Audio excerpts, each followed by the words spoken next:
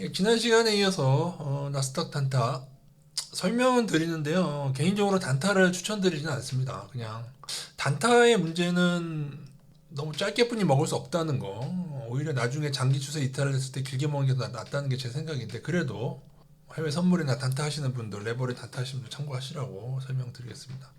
이 선긋기가 추세를 잡는 게 맞습니까? 라고 하시는데, 이거는 여러 가지 추세 중에 하나일 뿐이고요. 가장 이평선에 비해서 초보자들 하기 쉬우니까 제가 설명을 드리는 것 뿐이고, 오늘은 심화해서 좀 이평선 뿐만 아니고 MACD, 그리고 또한 이게 나중에 이렇게 진행이 되는 경우가 있습니다. 나중에 옆으로 가면서 박스권 형성해서 그 다음에 위로든 아래로든 이렇게 옆으로 진행되는 것까지 좀 설명을 드리도록 하겠습니다.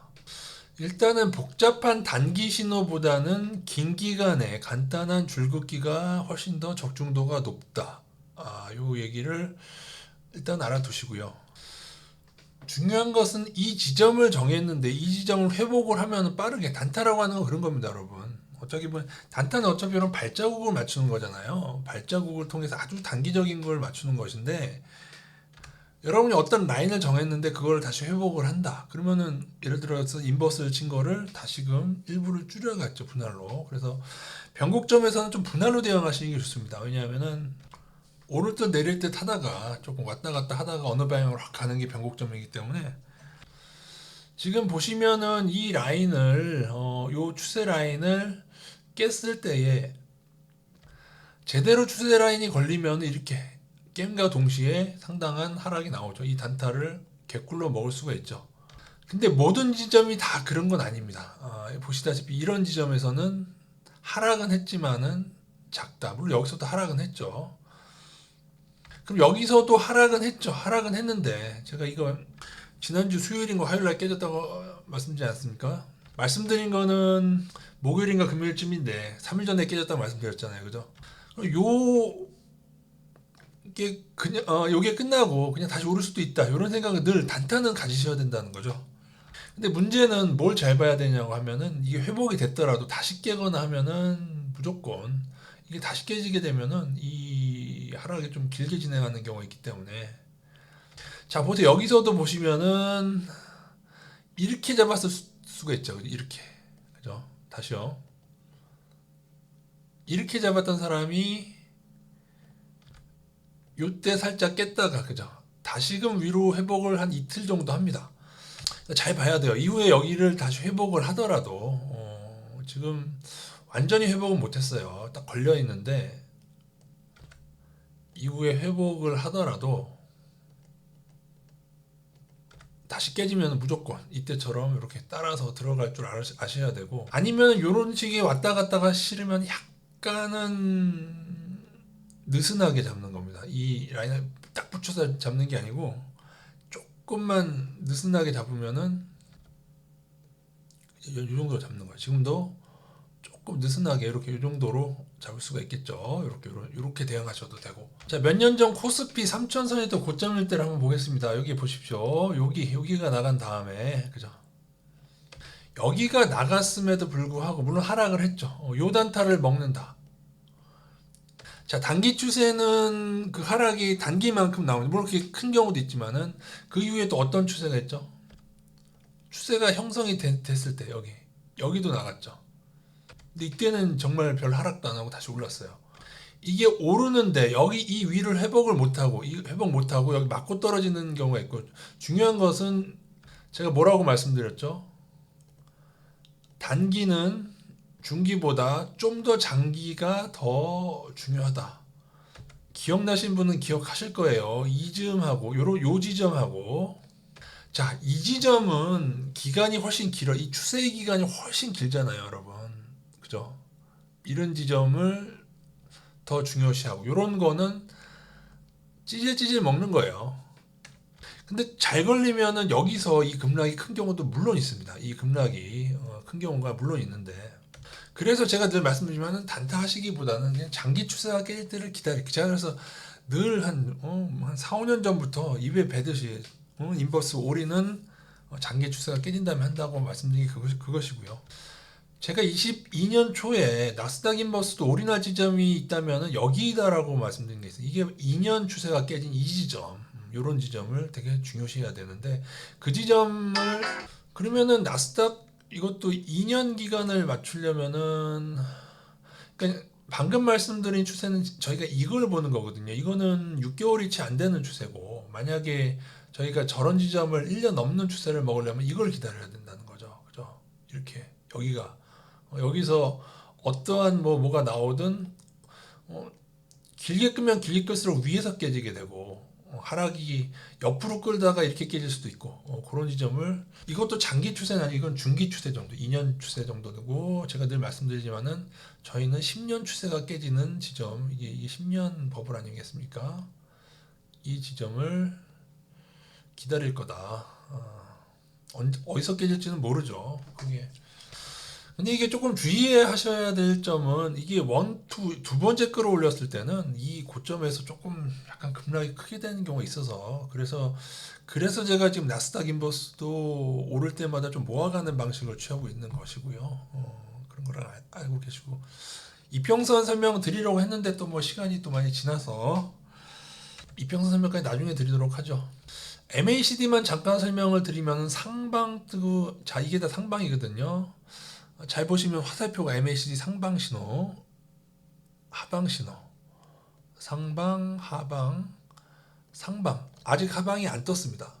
그리고 이런 식으로 옆으로 진행할 때도 여러 가지가 있는데 굳이 이 아랫단을 깬 다음에 여기 이 아랫단 깨는 건 하락 신호죠. 반등시키고 깨서 하락 신호 낸 다음에 다시금 끌어올리고 자 제가 아까 말씀드린 상승 추세가 깨진 다음에는 옆으로 간다가 바로 이겁니다. 옆으로 가는데 박스권이 정확히 여기에 안 닿아도 상관없어요. 살짝씩 넘는 거. 여러분 오랜 분들 기억하 이거 진짜 조심하셔야 돼요. 넘을 듯 깨지는 넘을 듯 제가 깨질 때마다 조심한다고 했는데 이거를 굉장히 여러 번 다시 돌파했었어요. 제 기억으로.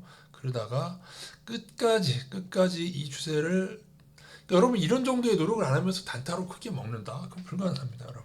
그러니까 가장 쉬운 선긋기도 복잡하게 들어가면 이렇게 추세가 되는 거고 여기서 응용해서 곡선으로 들어가면 이평선이 되는 거고 그걸 어떻게 저렇게 신호를 잡게 되면은 뭐 MACD니 뭐 스타캐스틱이니 뭐 복잡한 게 너무 많아요. 그 신호도 여러분 신호가 한두 가지가 아니에요. 여러분이 이 신호를 이 수많은 전략 시그널 이걸 여러분이 다 외우시겠어요? 제가 예전에 대사님을 비판했을 때 제가 그분을 비판한 이유는 다른 게 아니었습니다. 예측은 틀릴 수 있죠. 당연히 누구나 예측은 틀릴 수 있는데 그분은 약간 차트의 기법에서 단기적인 거를 너무 크게 보는 거예요. 예를 들면은 간단한 선긋기로도 장기적으로 보면은 어떻게 중단기로 봤을 때 분명히 상승 신호인데 여기서 이 며칠 캔들을 가지고 그래서 이 설명만 하고 마치겠습니다.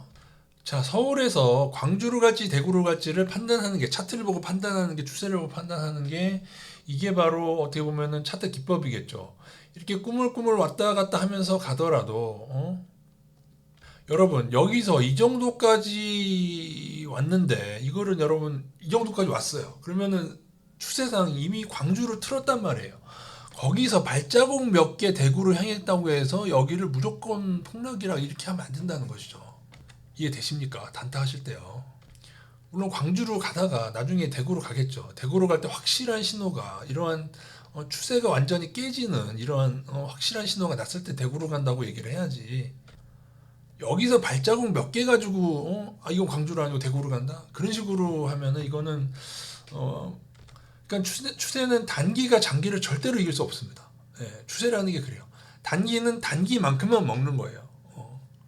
여러분이 이런 사실을 깨닫고 나면은 테슬라나 엔비디아처럼 급등한 애들을 하락했다고 이런 지점에서 매수하는 게 헬릭 스미스입니다. 바이로메드랑 헬릭 스미스인데 정말 많은 종목이 여기 1,900원이지 않습니까? 지금 4,000원이지 않습니까? 여기서 한 두세 배 오르는 게 적정한 애들을 이렇게 띄워버리면은 그러니까 뭐예요? 이게 장기 추세잖아요. 장기 추세가 깨지는 게 고점인 16만 원 대비 한 6만 원에서 깨진다면은 반타작도 더 난 지점 여기를 그러니까 이런 장기 추세가 나간 지점에서 하방을 칠 줄 알아야 된다는 거예요. 우리가 먹는 게 여기만이 아니라는 거죠. 적어도 여기 정도에서 그죠? 이런 지점에서 칠 줄 알아야 된다는 거예요. 여기도 보면은 10만 원 부근이잖아요. 16만 원 찍었는데 10만 원 떨어지면은 지금 2차전지 막 에코프로비엠 개미도 폭주하고 테슬라 막 물타기 하는 것처럼 이런 지점에서 들어가는 사람들 나중에 다 죽는 거예요. 이게 엔비디아나 테슬라의 운명이 될 수도 있습니다, 여러분. 뭐 이런 얘기하면 어떻게 뭐 바이로메드 같은 잡주에 테슬라나 엔비디아 비교하냐 하시겠지만은 똑같아요. 닷컴 버블 때로 돌아가서 닷컴 버블 때 인텔이나 마이크로소프트나 보면 그때도 다 똑같다는 거예요. 여러분 카카오도 잘 보시면 이게 벌크업이냐 약간 체급이 여러분 패더급이냐 헤비급이냐 차이지 이 벌크업이 이 상승폭의 차이일 뿐이지 애플도 이래요. 애플도 이만큼 테슬라만큼 급등은 안 했지만 애플도 한 다섯 여섯 배가 단기에 급등한 상태이기 때문에 어차피 나중에 다 험한 꼴을 당하게 되어 있습니다. 이 헬릭 스미스를 보게 되면은 이거는 이제 7년 버블이죠. 한 7년 정도 되는 버블인데 7년 버블하고 그 다음에 한 5년간 고통을 당하는데 셀트리온 위치가 지금 한 여쯤 된다고 여쯤. 셀트리온은 제가 가장 나중에 무너질 거고 이제 나중에 신약 드립까지 쳐서 뭐 중간에 얘보다는 이 반등이 더 클지도 모르겠습니다. 아니면 뭐 세 번째가 나오든 뭐 상관없어요. HLB 같은 경우는 일곱 번째가 나오는데 이제 HLB는 거의 끝으로 간다고 보시면 되고 제발 제가 바이로메드 이거 헬릭스미스 바이로메드도 제가 얼마나 많이 경고를 했습니까? 그런데 이제 경고를 해도 비트코인처럼 하락한 다음에 2차 상승, 3차 상승 나오면 여기서는 CR도 안 먹혀요. 모든 경고가 CR도 안 먹힐 때가 가장 위험한 지점이다. 여러분 나스닥도 잘 생각하세요. 다시 영원히 오를 것 같죠. 예, 반드시 급락을 하게 됩니다. 제가 솔직히 몇 년 전부터 계속 강조를 드렸고 자산의 상당수가 금에 들어가야 된다. 좀 아쉬운 거는 제가 너무 좀 저가를 매수를 하라는 입장으로 가가지고 많이 못 모으셨을 수도 있는데 여러분 나스닥 인버스 마찬가지입니다. 영원히 지금 오를 것 같지만 나스닥 인버스 잘 모아가시면 언젠가 계속 오를 때마다 모아가셔야 돼요. 이 상승의 폭을 예단하시면 안 돼요. 여러분이 이런 데서 예단하다 보시면은 단타는 여기서 다 죽는 거예요. 이러한 게 나오는 이유가 하방 투자자들 다 죽이는 거예요. 자, 길어져서 이 정도로 마치도록 하겠습니다.